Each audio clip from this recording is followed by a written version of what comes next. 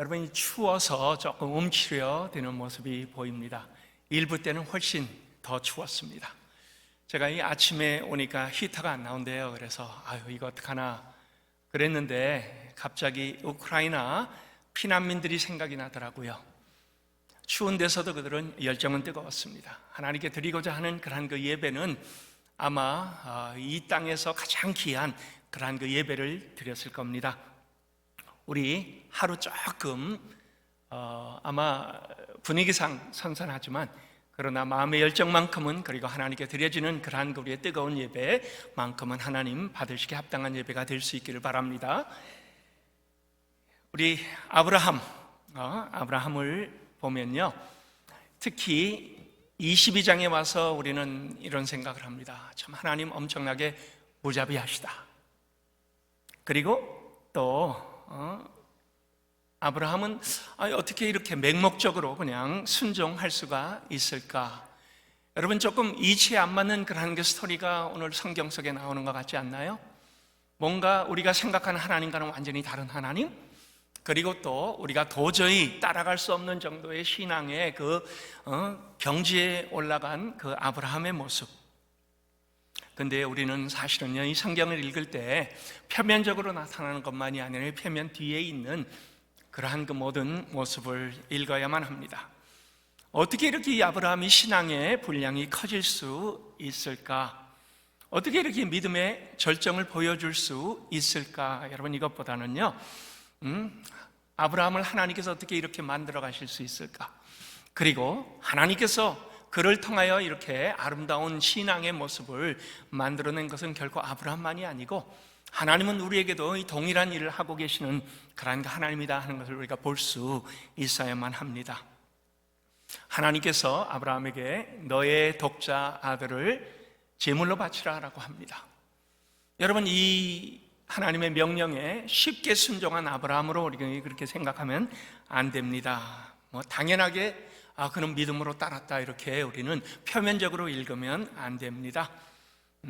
아마 아브라함은 처음부터 그랬을까? 이런 질문을 한번 해보면요, 절대로 그렇지 않지요. 아브라함은 믿음이 엎치락뒤치락 했습니다. 그의 결단도 무너져 내리기를 여러 번 했습니다. 반복했어요. 연약했습니다. 유부단했습니다. 눈치 보던 겁쟁이였습니다. 보세요, 그는 아내 하나 지켜주지 못하는 그러한 그 용감하지도 못하고요, 담대하지도 못하고 거짓말 반복하던 그러한 그 사람이었습니다. 하나님께서 그에게 약속을 주셨는데요, 그 약속을 끝까지 기다리지 못합니다. 그리고는 세상적인 방법으로 이제 그는 엘리에셀을 두어갖고 내 상속자로 만들겠습니다. 그러다가 하나님께서 아니야, 내 몸에서 날 자가 아들이 될 것이야. 그러니까 또 그는 기다리지 못하고 그 아내의 몸종을 통하여 이스마엘을 낳게 됩니다. 여러분, 그것 때문에 가정 불화가 얼마나 심했는지 아세요? 그리고 그 모든 것, 죄에 대한 대가를, 그리고 오늘까지 우리는 이 죄에 대한 대가를 치르고 있습니다. 그럼에도 불구하고 하나님은 아브라함에게 다가오셨습니다. 하나님이 누구신지를 그에게 알려주셨습니다. 아브라함은 그의 삶을 통하여 하나님의 진 면목을 계속 과정 속에서 경험을 하게 된 것이지요. 그리고 오늘 드디어 그는 신앙의 그 아름다운 경지에 이루는 그 모습을 보여주게 됩니다. 하나님께서 아들을 바치라 하니까 순종한 것으로 나옵니다. 근데 여러분, 우리는 이런 결론보다는 그 과정 속에서 하나님께서 무엇을 하셨는가가 더 중요합니다. 그냥 우리는 하나님 이렇게 하라니까 이렇게 순종했구나가 아니고, 그 결단에 오기까지 하나님께서 아브라함을 어떻게 만들어 가셨는가, 하나님께서 아브라함을 어떻게 다루어 주셨는가 하는 것들을 보기를 원합니다. 오늘 우리는 아마 여러분들 많이 들은 여호와 이레라는 그러한 그 구절이 나옵니다. 내 삶에 필요한 것을 공급하시는 하나님의 손길, 이것을 우리는 여호와 이레라 그렇게 얘기를 합니다. 하나님이 준비하셨다, 14절에 그렇게 나오지요. 아브라함이 경험한 하나님을 이래로 표현합니다. 영어로 하면은 제호바 자이라, 하나님께서 보신다라는 그러한 그 뜻입니다만은 그냥 보시기만 하는 것이 아닙니다. 살펴보시고 채워주시고 그 다음에 공급하시며 지켜주시고 세밀하게 인도해 주신다. 이게 여호와 이레 속에는 다 들어 있습니다. 오늘 1절 시작이 어떻게 됩니까? 여기 보세요. 하나님이 아브라함을 시험하시려고 그를 부르시되라고 되어 있습니다. 여러분, 시험하신다. 사실은 시험이란 용어가 우리가 오해를 하기가 굉장히 쉽습니다. 왜요? 야고보서 1장 신약에 가서 보면요, 하나님은 친히 아무도 시험하지 아니하시느니라 라고 했습니다.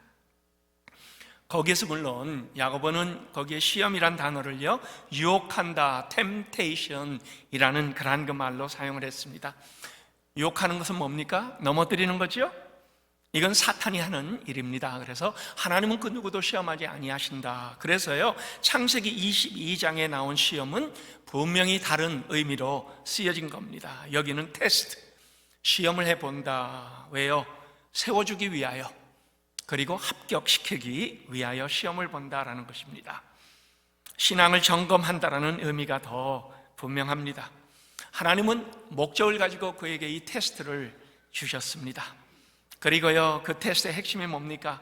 그의 믿음의 수준을 확인해 보는 겁니다. 그리고 그가 얼마만큼 하나님을 믿고 따르는가 하는 것들을 한번 하나님은 확인해 보시기를 원하신 겁니다. 그 후에는 합격을 하면요, 하나님의 정은적인 공급이 이루어지게 됩니다. 오늘 시험 문제가 뭡니까? 아브라함아, 내 아들 이삭을 내게 제물로 바쳐라. 여러분, 이렇게 힘든 시험 문제가 있을까요? 아브라함에게는 아마 이것이 그 인생의 가장 힘든 시험 문제였을 겁니다. 결론적으로 이삭은 죽지 않죠. 아브라함은 결단하고 자기 아들을 번제로 드렸지만은 결국은 시험에 합격을 합니다. 그리고 그 과정에서 아브라함은 뭘 경험합니까? 하나님의 크고 높으심을 다시 한번 경험을 합니다. 하나님을 더 알아가는 거죠. 그리고 하나님을 더 신뢰하게 됩니다. 그래서 완전하게 공급하시는 하나님의 그 사랑의 손길이 무엇인가 하는 것을 아브라함은 다시 한번 뼈저리게 그의 삶 속에 확인을 하게 됩니다. 오늘 이 본문을 통하여 우리는 두 가지의 교훈을 하나님께서 우리에게도 가르쳐 주시는 그 귀한 교훈을 받기를 원합니다. 첫 번째, 하나님은 아브라함에게 그리고 우리에게도 내 삶에 가장 소중한 것을 내어놓으라라고 합니다. 여러분, 본문 우리 22장을 보면요, 시작이 이런 일이 있은 후에 이렇게 시작이 되죠. 보세요. 그가 이 일 후에 어떤 일을 얘기하는 겁니까? 20장에 보면요, 블레셋 왕 아비멜렉이 아브라함을 찾아온 일이 언급이 됩니다. 아브라함은 아비멜렉을 두려워했습니다. 그리고 자기 목숨을 부지하려고 그 아내 사라를 아비멜렉에게 빼앗긴 사건이 나옵니다. 물론 그 훨씬 이전에 애굽에서도 자기 아내가 빼앗길까 봐 누이라고 속인 일이 나오지만요, 여기도 동일하게 누이라고 속이는 일이 나옵니다. 그때도 하나님은 자비를 베푸셨습니다. 사라를 보호해 주셨고 그 다음에 아브라함도 보호를 해 주셨습니다. 보세요, 아브라함의 믿음은 그냥 커진 것이 아니에요. 여러분, 우리가 믿음이 언제 성숙합니까? 내 삶에 하나님의 은혜가 쏟아지고 나를 보호해 주시고 나를 통하여 하나님의 놀라운 일들이 계속 나타나는 것을 우리가 목격할 때, 경험할 때 우리는 하나님을 더 알게 됩니다. 그리고 또 그것이 우리 안에 하나님의 그 실체를 확인하게 됩니다. 하나님은 나를 이렇게 높여주시는구나. 나는 형편없는 존재임에도 불구하고, 실수하는 그러한 그 존재임에도 불구하고 하나님께서 나를 보호해 주시는구나. 이것을 깨닫고 나니까 아브라함이 점점 믿음이 생겼습니다. 담대해졌습니다. 그리고 하나님과 가까워집니다. 이제 하나님이 누구신지를 알게 되죠. 하나님의 권능을 알게 됩니다. 그리고 하나님 앞에 차츰차츰 더 나아가 내 자신의 믿음을 하나님께 드리는 그런 그 시간들이 되었습니다. 근데요, 아비멜렉이 이걸 봤습니다. 그리고 아브라함에게 뭐라고 합니까? 창세기 21장 22절입니다. 내가 무슨 일을 하든지 하나님이 너와 함께 계시도다. 누가 그랬어요? 아비멜렉이 그랬습니다. 이게 무슨 말입니까? 하나님이 아브라함과 동행하는 걸 아비멜렉이 목격했다라는 거죠. 그리고 그걸 통하여 하나님이 누구신지를 그가 알게 되었다라는 거죠. 아브라함은 본격적으로 하나님과 믿음의 길을 걷게 된 것이 증거로 주변 사람들에게 보여지기 시작했습니다. 사방에 하나님을 인정하는 삶을 살게 되었습니다. 여러분, 우리의 삶이 바로 이렇습니다. 우리의 믿음은 우리 자신만을 위한 것이 아닙니다. 하나님은 우리를 통하여 하나님이 누구신지를 이 땅에 보여주기 위한 그러한 목적을 가지고 있습니다. 그래서 하나님은 주변에 하나님의 그 아름다움을 아브라함을 통하여 보여주셨고요, 도구로 사용하시는 그러한 그 의도가 너무나 다분히 있었습니다. 자, 근데요, 하나님은 아브라함을 보시면서 다 좋은데 한 가지가 여전히 부족합니다. 뭡니까? 그가 더 성숙할 수 있는데 아직 놓지 못하는 것이 하나 있습니다. 그 아들 이삭이지요. 아브라함의 중심을 보니까 그의 삶에 이삭이 지나치게 소중합니다. 너무 애지중지합니다. 100세에 얻은 독자, 안 그렇겠어요? 그 아들에게 마음이 다 빼앗겨 버렸습니다. 여러분, 우리도 그렇습니다. 하나님 말고 우리가 더 마음을 쓰는 것이 있다면요, 그것 때문에 우리는 신앙의 걸림돌이 됩니다. 그것 때문에 우리는 하나님을 더 알고 하나님을 더 신뢰하는 그러한 우리의 신앙의 성숙함이 이루어지지 않을 수가 있습니다. 왜요? 하나님은 우리의 중심을 보시기 때문입니다. 성도 여러분, 우리 한번 우리 자신을 점검해 봅시다. 우리의 마음의 중심이 하나님 말고 무엇이 자리 잡고 있는지, 하나님보다 더 중요한 것이 우리 안에 무엇이 있는가? 하나님은 이것을 우리에게도 여전히 신앙의 질문으로 오늘도 하고 있습니다. 자, 아브라함 마음의 중심에는 아들 이삭이 있었어요. 그래서 하나님은 조금 버거운 문제를 그에게 던져줍니다. 그 시험 문제는 우리가 이해하기 힘듭니다. 그래서 우리는 표면적으로 볼 때 어떻게 이렇게 무자비한 하나님일까 이렇게 생각을 합니다. 그러나 하나님은 결코 무자비한 하나님이 아니시지요. 그래서 하나님은 그에게 힘든 테스트를 주십니다. 내가 사랑하는 아들 이삭을 내게 번제로 바치라.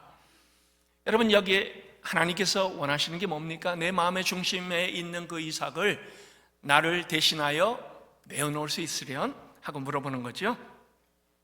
이삭을 내 마음에서 밀어내라. 내 마음 중심에 무엇이 있어야 되는지 한번 생각해 보아라. 그리고 나를 위하여 그 자리를 내어줄 수 있는가? 이게 하나님께서 아브라함에게 오늘 물어보신 가장 테스트의 중심이었습니다. 하나님 앞에 내어놓는 것, 우리에게 선택을 주시는 것, 우리에게도 마찬가지입니다.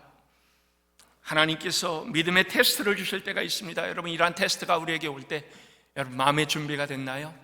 하나님은 우리가 기대하지 않을 때, 생각하지 않을 때 이러한 테스트를 한 번씩 우리에게 던져주시곤 합니다. 아브라함이 아마 이 명령을 처음 들었을 때 그의 마음은 멍했을 겁니다. 망치로 뒤통수를 얻어맞은 것 같은 그러한 그 마음이었을 겁니다. 이삭의 나이 100세에 얻은 아들입니다. 아마 그에게 유일한 행복이었을 겁니다. 그가 없으면 무슨 재미로 사나? 아마 여러분들 중에 이 손자, 손녀가 그러한 분들 계시죠? 저도 이제 드디어 그 반열에 들어 서게 되었습니다. 하나님, 이 아브라함의 행복을 시기해서 그에게 이것을 빼앗아가려고 했던 걸까요? 당연히 그건 아니죠. 그래서 오늘 말씀은 이 믿음의 테스트였던 겁니다. 우리도 믿는다고 하면서 하나님보다 더 소중하게 여기는 것 여러분이 분명히 있을 겁니다. 하나님은 근데 그거 그냥 넘어가지 아니하십니다. 때로 태클을 거세요. 때로 여러분들에게 그것을 빼앗아 가시기도 합니다. 아니면 그걸 빼앗아 가시기 전에 먼저 여러분들에게 마음의 중심이 어디 있는가를 한 번씩 확인을 하시기를 원할 겁니다. 하나님께서 아브라함에게 이걸 문제 삼으셨습니다. 그리고 내놓으라고 했습니다. 왜요? 그것 때문에 그의 신앙이 흔들렸고 그것 때문에 그의 신앙이 더 자라나지 않았기 때문입니다. 여러분, 우리도 마찬가지예요. 우리에게 올무가 된 것이 무엇입니까? 신앙적인 걸림돌이 무엇입니까? 그리고 그걸 하나님보다 더 많이 사랑한다면은 분명히 그것 때문에 우리의 믿음은 더 이상 진전하지 못하게 될 것입니다. 자, 보세요. 아브라함은 근데요, 이 명령을 들었을 때요, 2절하고 3절 사이에요, 엄청 고민했을 겁니다. 물론 성경에는 안 나와 있어요. 아내와 사라와 상의했을까요? 만약에 상의를 했다면요, 당신 미쳤냐라고 하는 반응이 분명히 나왔을 겁니다. 그래서 그는 아내와 상의도 못하고 혼자 끙끙 매면서 마음의 갈등이 심했을 겁니다. 여러분, 이것은요 하나님의 약속과는 정면으로 충돌이 되는 겁니다. 이삭을 통하여 하나님께서 큰 민족을 이루겠다라고 하셨는데요, 그리고 그 약속을 하나님께서 75세에 주셨습니다. 근데요 25년이 지난 100세에 그가 아들을 받았습니다. 그리고요 지금 아마 이삭은요 티네이저가 되어 있을 겁니다. 왜요? 아버지와 대화를 주고받는 그러한 시기가 되었기 때문에요. 이건 논리적으로 안 맞습니다. 아무리 생각해도 이것은 상식 밖입니다. 하나님 이건 아니잖아요. 아마 이 생각을 많이 했을 겁니다. 3절에 근데 보니까 아침 일찍 일어나, 그리고 그는 순종하는 모습이 나타납니다. 근데요 여러분이 그 순종이 뭐예요? 번제로 드리라는 겁니다. 번제가 뭡니까? 짐승을 잡아 각을 뜹니다. 여러분이 각 뜨는 게 뭔지 아세요? 토막을 내는 겁니다. 그리고요 고기를 태워 그 연기가 하늘로 올라가 하나님께서 흠양하시는 바로 이게 제사의 모습입니다. 사랑하는 아들을 그렇게, 아내의 마음속으로는요 왜 주셨다가 이제는 왜 또 뺏어 가시려고 하는가, 왜 바치라고 하시는가, 엄청나게 혼란의 시간을 가졌을 겁니다. 그런데요 성경은 믿음의 반응만을 우리에게 보여주고 있습니다. 3절에 보니까 아브라함은 하나님께 항의하지 않습니다. 원망하지도 않습니다. 대들지도 않아요. 어떤 심정입니까? 아마 이때 와서는요 아브라함이 하나님이 누구신지를 분명히 알았을 겁니다. 경험을 통하여 하나님에 대한 신뢰가 분명히 생겼을 겁니다. 그리고 그는 그것을 근거로 분명히 어려운 문제입니다. 그러나 하나님께서 나를 공경에 빠뜨리려고 하지는 않을 것을 확신했기 때문에요 하나님의 의중을 깨달았습니다. 내 삶의 중심에 보니까 이삭이 있네. 하나님 말고 이삭이 나에게는 내 삶의 전부가 되어 있는다 하는 것을 보았습니다. 아들이 소중하지만 그러나 나에게는 하나님이 더 소중하고 내 중심에 하나님을 모시는 것이 더 분명하게 필요하다. 아들을 내려놓자. 그리고 그는 순종하며 하나님 앞에 나갔던 겁니다. 여러분, 이 믿음이 뭡니까? 신뢰입니다. trust예요. 하나님을 신뢰하고 따라가는 것. 그가 만약에요 하나님께 내가 이삭을 드리면 하나님은 나에게 더 좋은 것을 주시겠지라고 이렇게 생각하면서 행했을까요? 때는요 우리는요 하나님께서 우리에게 주시는 이러한 그 문제를요 너무 쉽게 우리의 생각 속에 판단을 해버리고 그 다음에 문제를 풀어가려고 합니다. 내가 이삭을 번제로 바쳐도 하나님은 다시 이삭을 살려주실 거야, 아니면 더 좋은 아들을 주실 거야, 이러한 계산을 하고 아브라함이 하나님께 이삭을 드리려고 했다? 그건 아니죠. 하나님은 우리의 중심을 보시기 때문에요 그러한 식으로 우리가 계산하고 그 다음에 보상이 올 거라는 것이 우리의 마음의 동기가 된다면요 그것은 결코 우리의 신앙이 아닙니다. 때로 우리는 그래요. 내가 비즈니스를 닫고 단기 선교를 갔다 오면 하나님은 더 많이 채워주실 거야. 근데 여러분, 우리는 하나님의 주권을 모르기 때문에 그런 식으로 생각하면 안 됩니다. 주일에 가게 문을 닫으면 평일에 하나님 더 많이 채워주실 거야?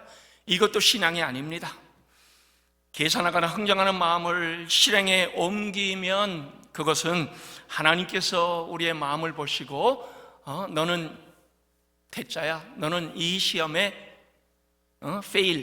실패했어, 아마 이렇게 얘기를 할 겁니다. 여러분, 바른 신앙은요 하나님께서 명령하시면 계산하지 않고 순종하는 겁니다. 왜 우리가 주일에 예배가 우선입니까? 하나님 명령하셨기 때문이에요. 그리고 우리에게는 그것이 삶의 가장 우선되는 부분이기 때문에 우리는 손해가 오더라도 순종해야 되는 것, 하나님은 이것을 우리에게 요구하고 있습니다. 더 채워주실지 안 채워주실지 그건 우리가 계산하면 안 됩니다. 때로 월요일날 우리 자녀들이요 큰 시험이 있어요.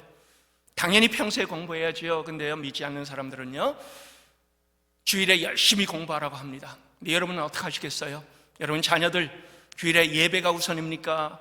아니면 그 다음날 시험을 위한 준비가 우선입니까? 예배에 오면 하나님께서 그 마음을 보시고 성적을 오히려 더 높여주신다? 그런 식으로 하면 안 되죠. 그거는 우리가 하나님의 자리를 대신하여 우리가 생각하는 겁니다. 당연히 하나님은 상식을 여기에 동원하게 하십니다. 공부 제대로 안 했으면은 점수 못 받는 거고요. 그 이전부터 공부가 제대로 됐으면 점수를 잘 받는 겁니다. 그러나 주일에는 예배가 우선이 되는 건 너무나 분명합니다. 그리고요 여러분, 그 안에서 하나님의 궁극적인 뜻, 분명한 하나님의 은혜는요, 우리 자녀들이 대학에 가도 주의를 생명처럼 여기게 되는 거지요. 평생을 그들은 타협하지 않고 하나님 위주로 신앙생활 하는 겁니다. 여러분, 이거보다 더 큰 유익이 어디 있습니까? 이거보다 더 큰 교훈이 어디 있습니까?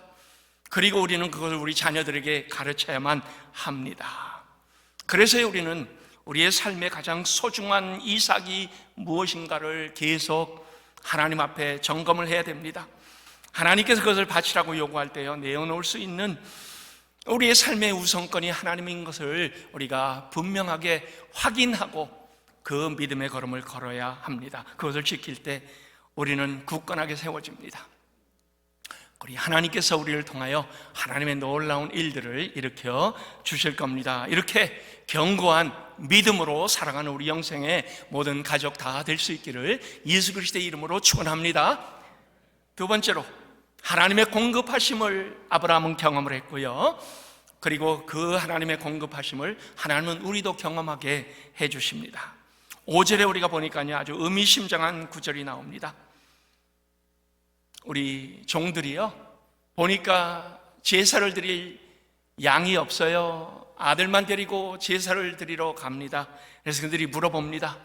그랬더니 아브라함의 대답이 이렇게 나오지요. 내가 아이와 함께 저기 가서 예배하고 우리가 너희에게로 돌아오리라. 여기 보니까 단수가 아닌 복수가 쓰여져 있습니다. 그래서 우리가 라는 의미에 대하여 다양한 해석들이 있습니다. 내 아들이 안 죽고 다시 돌아올 것이다 라고 말했기 때문에 이미 여호와의 이래를 알고 있었다라고 해석을 하는 그런 해석들도 많이 있습니다. 근데요, 사실은요, 이것은 아브라함이 알고 있었다라고 그렇게 대답할 수가 없습니다. 왜요? 알고 있었다면요, 그것은 믿음의 계산이 되는 거지요. 사실 이 표현은요, 하나님의 주권을 강조하는 그러한 그 표현입니다. 아브라함이 미리 알고 이렇게 말했다는 것이 아니지요. 그가 한 말도 하나님의 주권 인도하심 속에서 선포를 했던 겁니다. 그리고 그 선포한 것이 나중에 현실로 이루어진 겁니다. 아마 여러분들도 이것을 많이 경험했을 겁니다. 내가 이 선포했는데요, 왜 그런 말을 그때 했는지 잘 모릅니다만은 나중에 보니까 하나님께서 나에게 그 말을 하게 하신 것이죠. 여호와 이레의 표징이 미리 내 입술을 통하여 고백하게 하시고 나타나게 해 주신 겁니다. 아브라함은 제사드릴 양도 없이 단둘이 가는 것을 종들은 의아하게 생각했는데 그들에게 우리가 너에게 돌아오리라, 아브라함의 입술을 빌려갖고 하나님께서 미리 선포하게 하신 겁니다. 7절에도 있어요. 이삭이 이제는 나이가 제법 들어 티네이저가 됐기 때문에 아버지에게 묻습니다. 아버지요, 불가나무는 있는데 번제할 어린 양은 어디에 있습니까?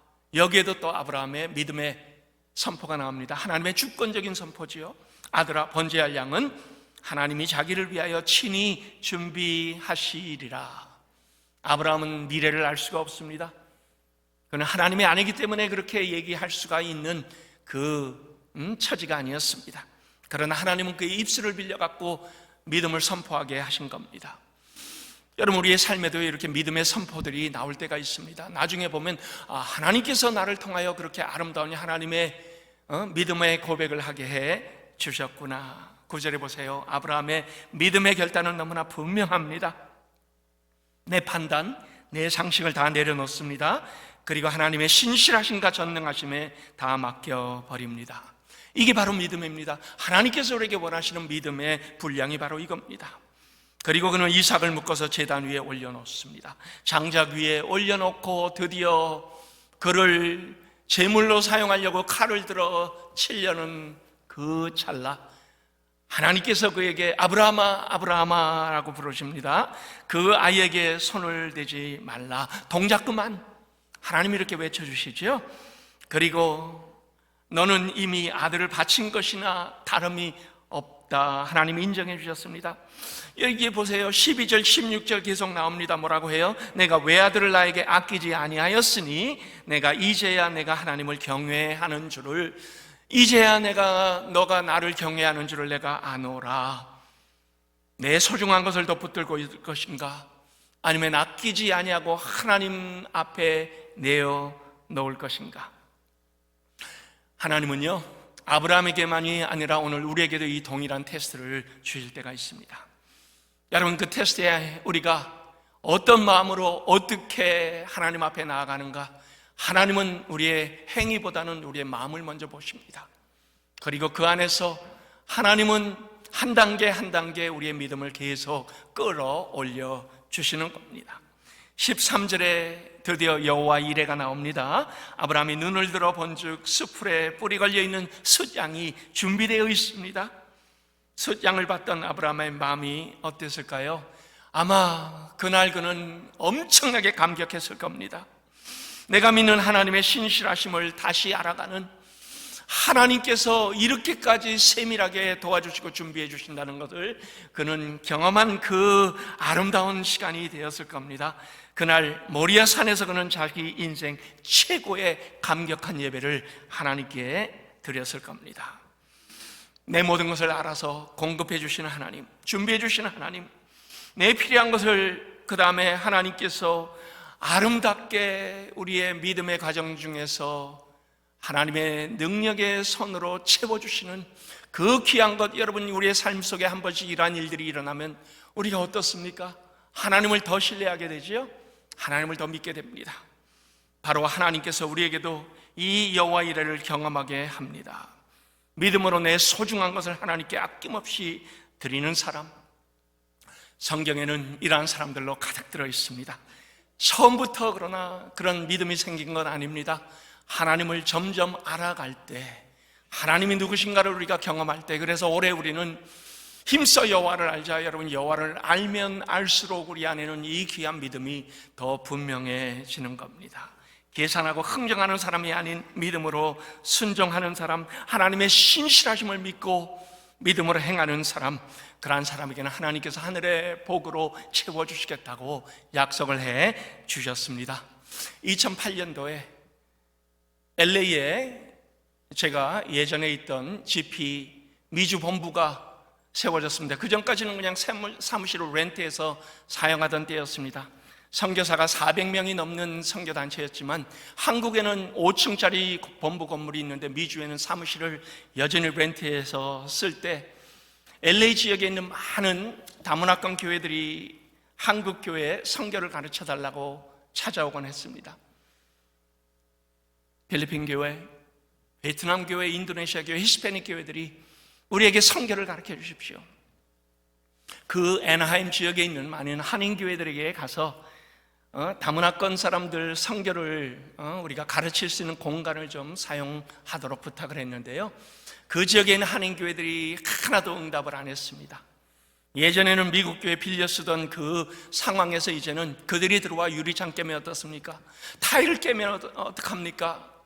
냄새를 피우면 어떡합니까? 아무도 빌려줄 생각을 안 했습니다.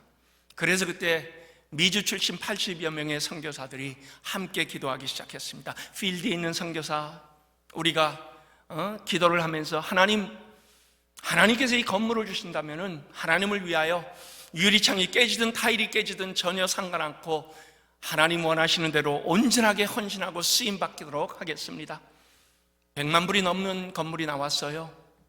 그런데 그 건물을 위해 갖고 우리부터 먼저 시드머니를 만들어내자. 선교사님들 여러분, 무슨 재정이 있다고요? 그러나 모기 시작하니까요, 몇만 불이 미리 하나님께 드려졌습니다.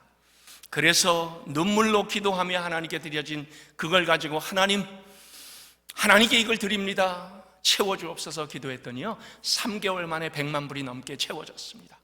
이러니 하나님을 우리는 믿음으로 경험하면서 바로 이것이구나, 우리의 것을 먼저 하나님께 드릴 때, 그리고 온전하게 하나님께 헌신할 때 하나님은 기뻐 받으시는 하나님의 귀한 일들을 진행시켜 주시는구나 하는 것들을 확인하게 되었습니다. 바로 하나님은 여러분들에게도 마음의 중심에 무엇이 있는가를 여쭤보고 있습니다. 결론을 내겠습니다.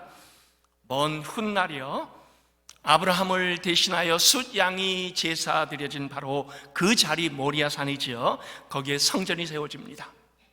그리고요, 하나님의 임재하심을 상징을 가지고 있는 지성소가 바로 그 자리가 됩니다.